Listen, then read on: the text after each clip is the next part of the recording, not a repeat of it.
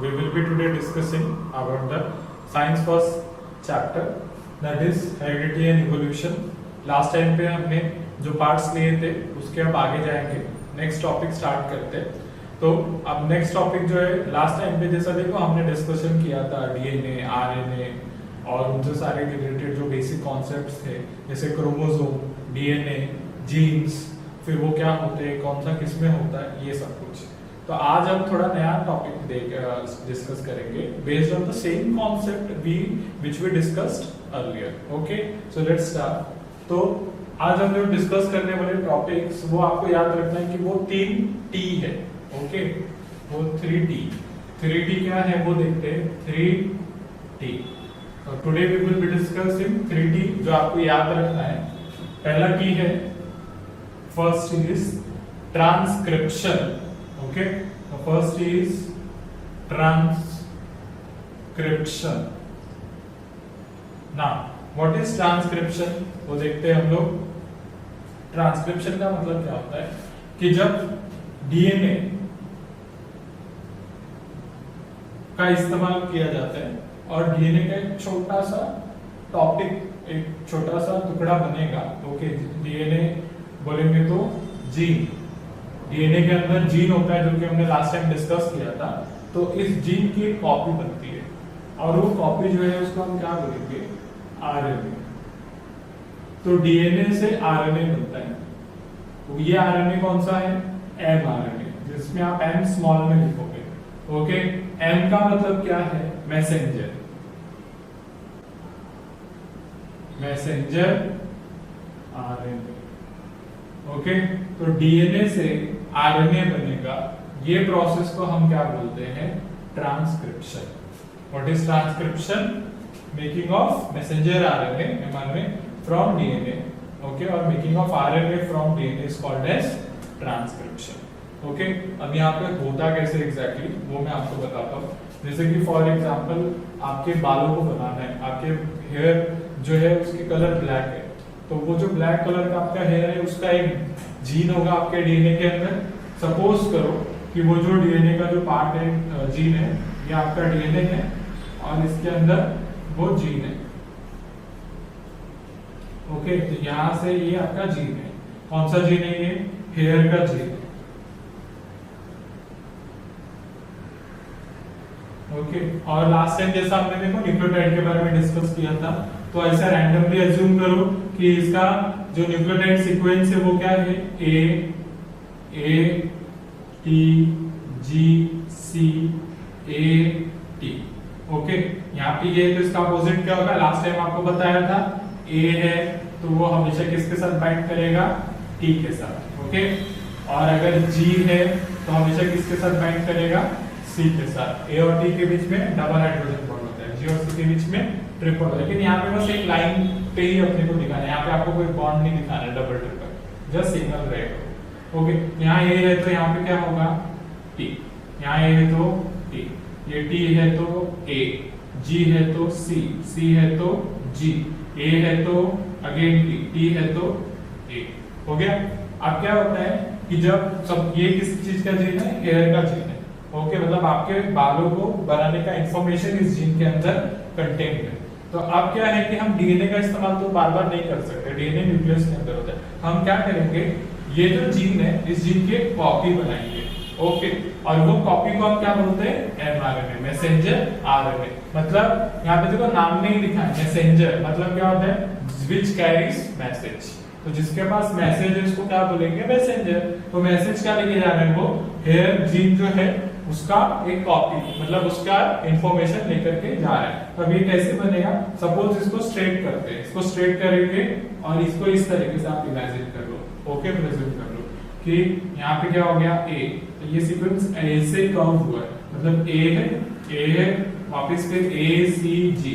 तो A next क्या है, वापस से ए है, अपने को देखो ये से कर्व हुआ है ना, फर्स्ट ए, सेकंड ए, फिर थर्ड कर्व, फिर सी, फिर जी, और फिर ये कर्व होता है। तो क्या मिलेगा आपको यहाँ पे, सी ए और टी। तो ये कॉइल्ड फॉर्म में है, हमने क्या किया, इसको स्ट्रेट कर दिया, अनकॉइल्ड फॉर्म में कर दिया। और इसका अपोजिट यहाँ पे क्या होगा, टी टी टी, सी है तो जी, जी है तो सी, वापिस से सी है तो जी, ए है तो टी और टी है तो ए। इनके बीच में क्या था, बॉन्ड था। लेकिन क्या होता है जब ट्रांसक्रिप्शन शुरू होता है तो जो एंजाइम्स रहते हैं आपके सेल के अंदर वो क्या करते हैं, ये बॉन्ड को ना तोड़ देते हैं, हाइड्रोलाइज करते हैं। ओके, वर्ड क्या यूज होते हैं यहाँ पे, बॉन्ड को हाइड्रोलाइज कर दिया जाता है। तो बॉन्ड टूट गया, टूटने के बाद क्या होता है कि आपका जो डीएनए है उसके आजू बाजू एंजाइम्स रहते हैं। ये एंजाइम्स क्या करते हैं कि न्यूक्लियोटाइड जो है ना, आपका जो सेल होता है, ये सेल है, ओके, और ये क्या है, साइटोप्लाज्म। जैसे साइटोप्लाज्म होता है वैसे न्यूक्लियस में क्या होता है, न्यूक्लियोप्लाज्म। न्यूक्लियोप्लाज्म में बहुत सारे न्यूक्लियोटाइड्स रहते हैं। ओके, तो ये न्यूक्लियोटाइड्स क्या करेंगे, वो एंजाइम को लेके आएंगे और यहाँ पे अटैच करेंगे। अब आपको एक चीज याद रखनी है, मैंने जैसा कि लास्ट लेक्चर में आपको बताया था, ये जो एटीजीसी वाला कॉन्सेप्ट है, ये कॉन्सेप्ट किसके लिए, जब डीएनए है। लेकिन जब आरएनए आता है पिक्चर में तब सेम चीज रहेगा, लेकिन वहां पे एक डिफरेंट क्या होगा आरएनए के लिए। आरएनए के टाइम पे क्या होगा, ए जो है उसमें वो टी के साथ नहीं बाइंड करेगा, वो यूरेसिल के साथ बाइंड करेगा। तो टी को रिप्लेस करके क्या आ जाएगा, यू, और बाकी जी और सी तो सेम रहेंगे। Okay, so this is for RNA, ये आपको याद रखना है। ओके, यहाँ पे क्या होगा, टी है तो आपकी ये आपका जीन है, मेन जीन। ओके, इसको कॉपी बनाने का है, तो इसका कॉपी कैसे बनाएंगे, ए है यहाँ पे किससे बॉन्ड था, वो टी से, लेकिन अब यहाँ पे क्या आ जाएगा, एक न्यूक्लियोटाइड वो क्या आ जाएगा, यू, फिर ये है यहाँ पे क्या आ जाएगा, यू, फिर से क्या आ जाएगा, यू, फिर सी है तो क्या आएगा, जी। ओके, फिर ये जी है तो यहाँ पे क्या आ जाएगा, सी, सी है तो जी, यहाँ पे ए है तो यू, टी है तो ए। ओके, ये लाइकवाइज ये ऐसा आ गया। अब ये जो बीच में आया है ये आपका क्या है, एमआरएनए, मैसेंजर आरएनए का ये सीक्वेंस है। ओके, तो ये डीएनए था, डीएनए से बनकर अब ये बाहर निकलेगा, इट विल कम आउट, ये बाहर आ जाएगा और आपको एक स्ट्रेट लाइन मिल जाएगी, क्या है, 3UG, you you you you you you, उसके बाद क्या है, जी, फिर क्या है, सी, फिर जी, फिर यू और फिर ए। तो ये आ गया, ये आपका क्या है, मैसेंजर आ गया। ओके, इसमें थोड़ा और कुछ रहता है, पॉली ए करके रहता है, जहाँ पे एडिनाइन जो है वो बाद में ऐसे बहुत सारा ऐड हो जाता है, पर आपको उस पर फोकस नहीं देना है, it is for your extra knowledge. यहाँ पे आपको इतना ही दिया गया। तो ये जो आ गया कम आउट, ये क्या है, आपका मैसेंजर आरएनए, ये आपको याद रखना है। Okay, this is your mRNA.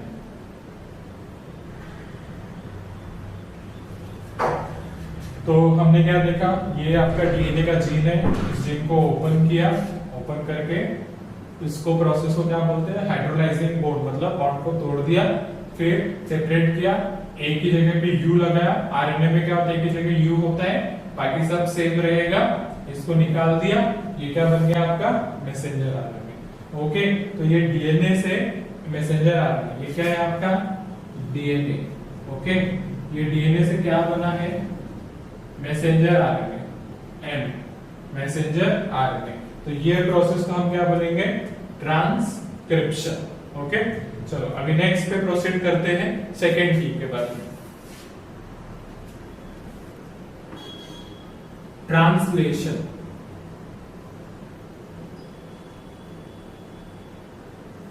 Okay, अब ट्रांसलेशन क्या है,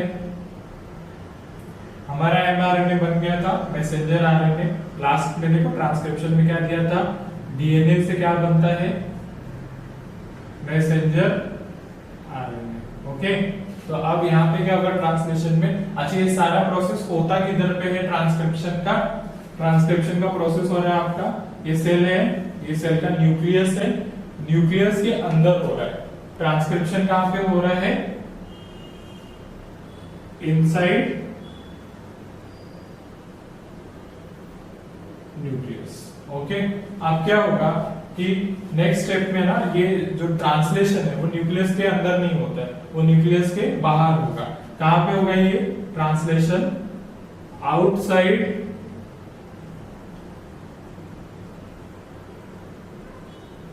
न्यूक्लियस।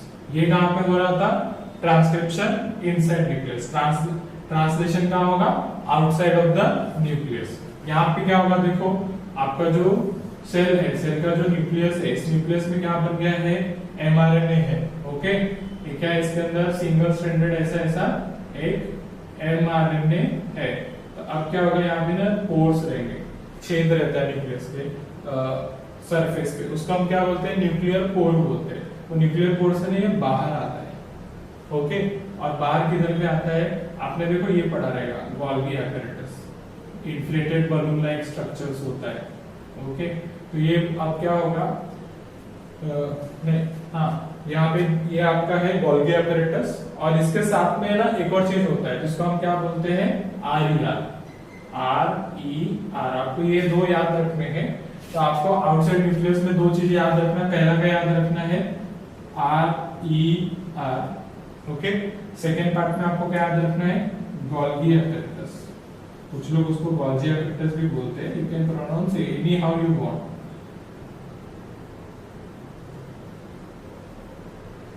ओके, यहाँ Golgi apparatus, Golgi body, okay, you can say. First is RER, second is Golgi apparatus. ये ट्रांसलेशन कहाँ हो रहा है? Outside of the nucleus. इसमें पहला स्टार्ट होगा RER में, सेकंड कहाँ होगा? गोल्गी एपैरेटस में। RER क्या होता है? Rough endoplasmic reticulum. Rough endoplasmic reticulum.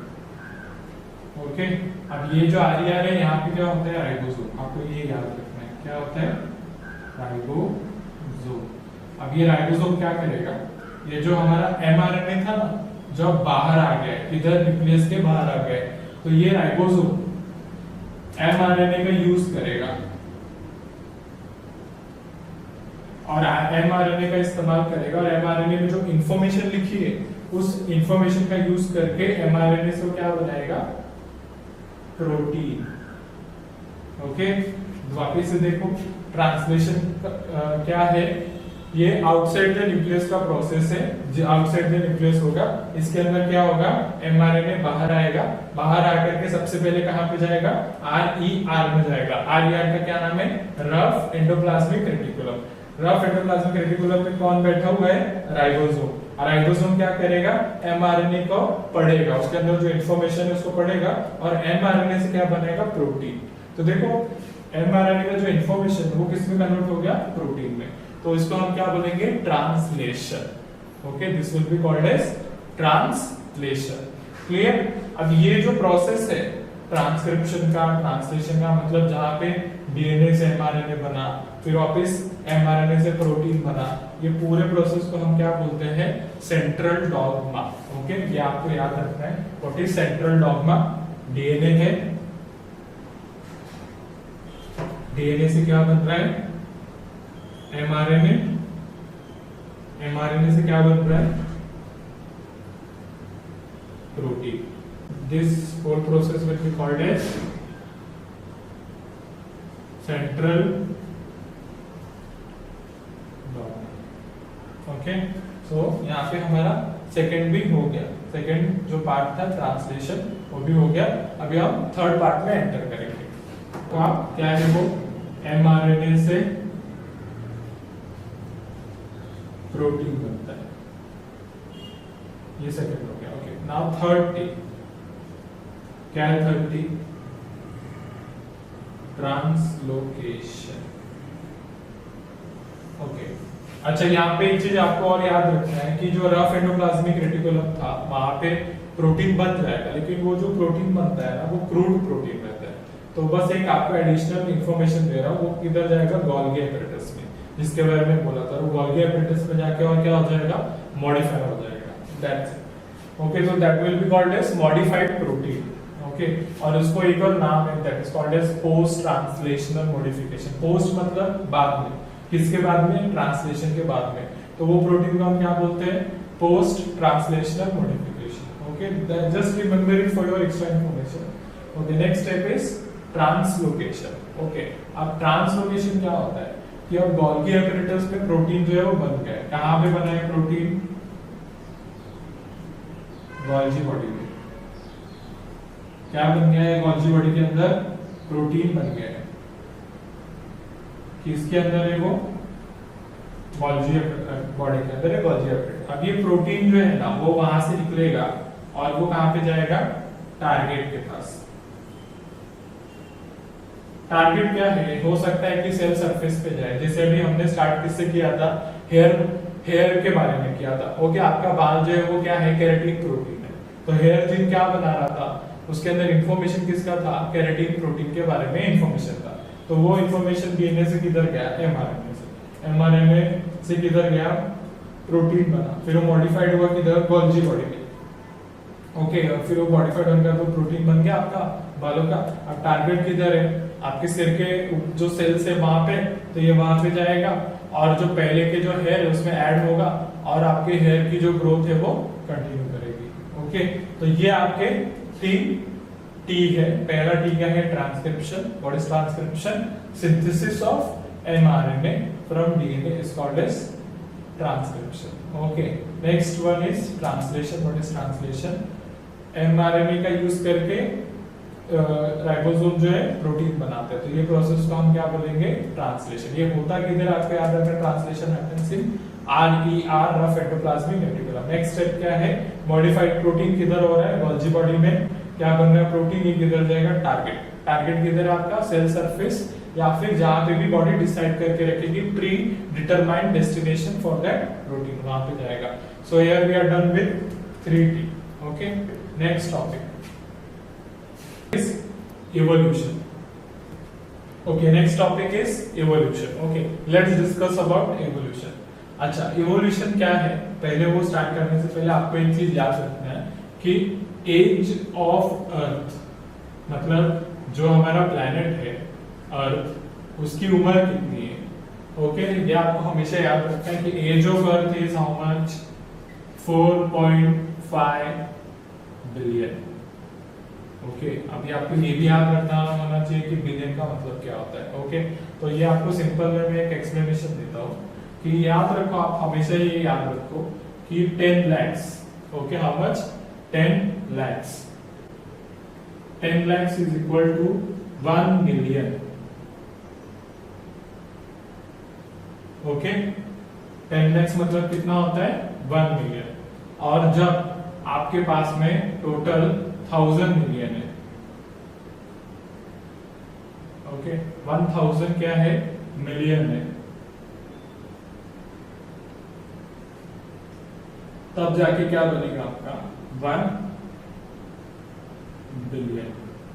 Okay, 1 billion मतलब उसका हम लोग ये भी बोलते हैं अरब। ओके, 1 अरब। तो आपको ये कैलकुलेशन याद रखना है। 10 lakhs मतलब क्या होता है? 1 बिलियन। जब 1000 मिलियन मिलेंगे तो क्या बनेगा? 1 बिलियन। तो आप उससे समझ जाओ कि अर्थ का एज कितना है। नेक्स्ट, अपने पास में ऐसा एविडेंस है कि लाइफ स्टार्ट कब हुआ अर्थ पे? 1 बिलियन साल के बाद में। मतलब अर्थ बना था कभी? 4.5 बिलियन पे बना था। तो लाइफ कब स्टार्ट हुआ अर्थ पे? 3.5। तो लाइफ स्टार्टेड ऑन अर्थ कब हुआ था? 3.5 बिलियन। क्या है ये? ईयर्स है, बिलियन ईयर्स। ओके, तो लाइफ कब स्टार्ट? अच्छा, अपने को पता कैसे है कि ये 3.5 बिलियन जो था उसके टाइम पे ये जो लाइफ है वो स्टार्ट हो गया? तो आपको ये याद रखना है कि बहुत सारे ऐसे रॉक्स है जिसमें प्रिमिटिव लाइफ मिले। प्रिमिटिव लाइफ मतलब क्या है? आर्काइव बैक्टीरिया, मतलब बहुत पुराने बैक्टीरिया, उनका मैश, उनका स्ट्रक्चर। तो उन्होंने साइंटिस्ट लोगों ने कैलकुलेशन किया। ओके, उनका मेथड है कार्बन डेटिंग और अलग अलग साइंटिफिक मेथड्स हैं जिनको उन्होंने कैलकुलेट करके वो जो एंशिएंट एविडेंस है उसको जब एनालाइज किया तो उनका ऐसा एस्टिमेशन है कि अर्थ पे लाइफ स्टार्ट कब हुआ था? अप्रोक्सीमेटली 3.5 बिलियन ईयर्स पहले। ओके, तो ऐसा माना जाता है कि जो धरती है, अर्थ है, वो अर्थ पे, ये अर्थ है, ओके, ये अर्थ पे क्या था पहले, वाटर था, पानी था। और एक चीज आपको याद रखना है कि अर्थ का जो एटमॉस्फेयर था उस टाइम का, वो पूरा एटमॉस्फेयर में कार्बन डाइऑक्साइड, मीथेन और सब अलग अलग गैसेस थे। ओके, कार्बन डाइऑक्साइड हो गया, मीथेन हो गया, ऐसे सारी गैसेस थी, लेकिन ऑक्सीजन इतना नहीं था। ओके, ऑक्सीजन नहीं के बराबर ही था। तो उस टाइम पे क्या होता था कि जब बारिश होती थी और बारिश के टाइम पे जब बिजली कड़कती थी, ओके, लाइटनिंग होती थी, तो ये सारे केमिकल आपस में रिएक्ट करते थे और रिएक्ट करके ये सारा एक जो केमिकल है वो बारिश के साथ में ओशंस के अंदर आके गिरते थे और ऐसे करके बहुत सारे बायोमोलिक्यूल्स बनने शुरू हो गए। ओके, क्या बनने शुरू हो गए, बायोमोलिक्यूल्स।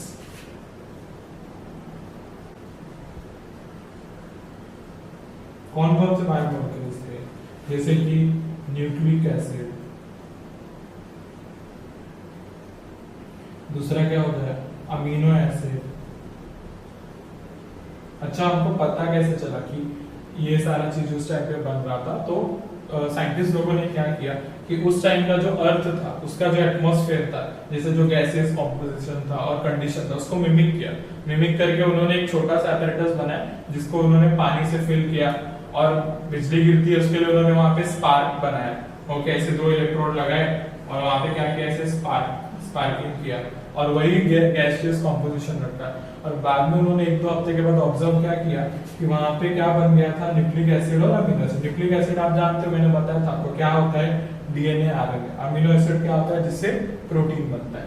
तो ऐसा अजम्पशन है हमारा कि उस टाइम पे क्या हो रहेगा, ये जो सारे सूप बन रहा है, ये जो amino acid, nucleic acid, biomolecule का पूरा सूप बन रहा है, ये सूप जो बन रहे सारे बायोकेमिकल्स ने आपस में रिएक्ट किया रहेगा और रिएक्ट करके इन लोगों ने परफेक्ट बैलेंस्ड बॉडी बनाई रहेगी। परफेक्टली केमिकली बैलेंस्ड बॉडी, मतलब जिसके अंदर में प्रॉपर रिएक्शन होगा, वो एनर्जी कंज्यूम करेगा और खुद को सस्टेन करेगा।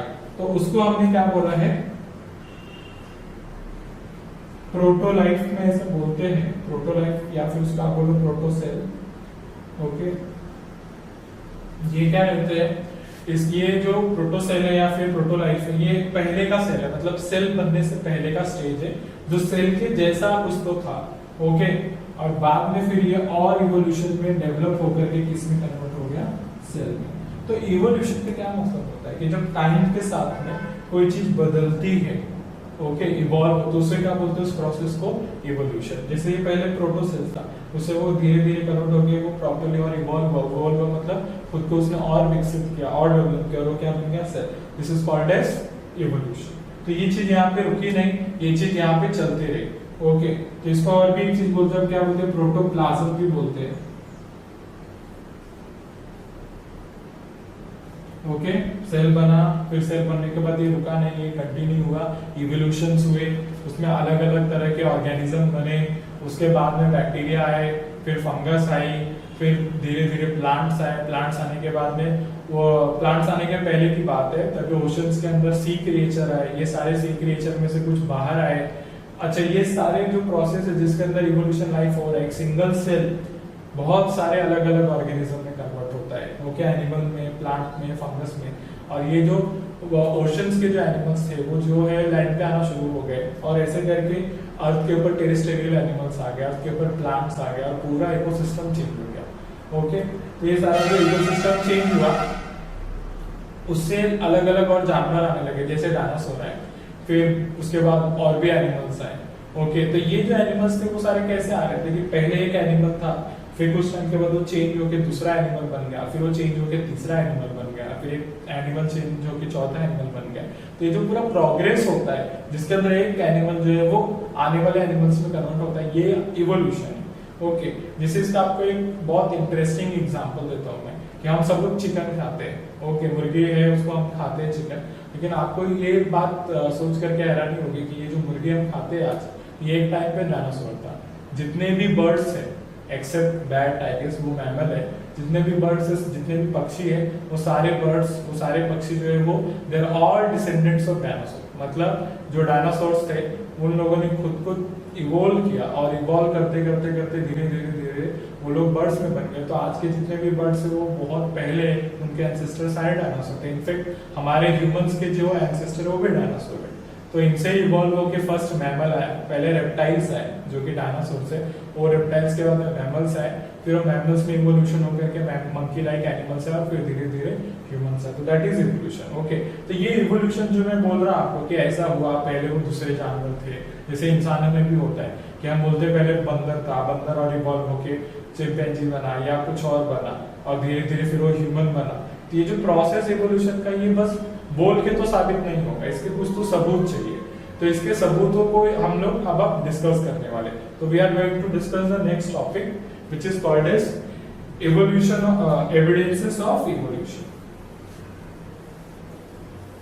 तो अब हम क्या देखने वाले हैं, इसके सबूत क्या है। ओके, एविडेंस मतलब क्या होता है, सबूत। तो एविडेंसेस ऑफ एवोल्यूशन। ओके, तो इसके अंदर सबसे पहला हम लोग एविडेंस देखेंगे, फर्स्ट एविडेंस। ओके, सबूत क्या है, मॉर्फोलॉजिकल।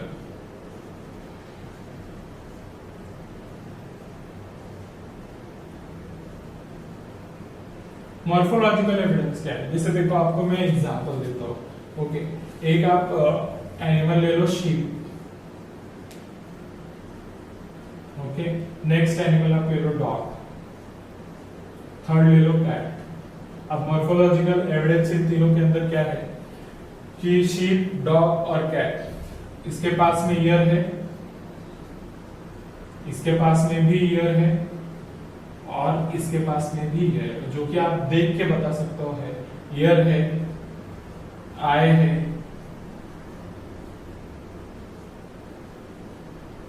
माउथ है,